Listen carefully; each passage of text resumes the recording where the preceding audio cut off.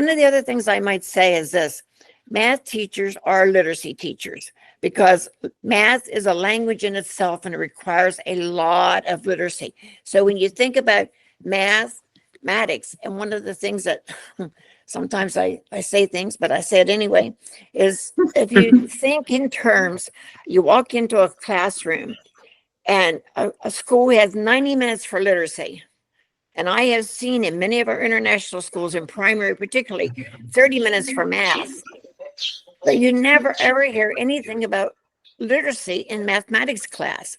But children cannot learn math without the literacy. If you look at the 5 pillars of literacy in mathematics, there is vocabulary.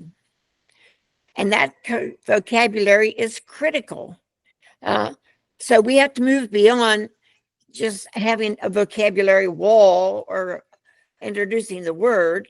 We have to do much more. We need to be spending time on the vocabulary as we would in a literacy class. The second thing is, in math, discourse. Children have to explain their reasoning.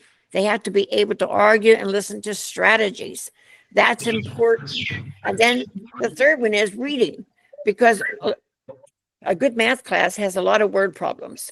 And so we began in kindergarten reading problems to them, reading them together, and that goes all the way through high school. So we encounter a lot of math in our word problems.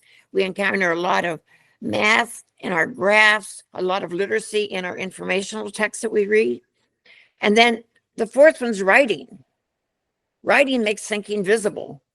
And so we ask students then to organize their thinking. That's why we use sentence frames. We should see a lot of sentence frames in math class. And finally, the last one is representation. So those are the 5 pillars of literacy that we see in mathematics.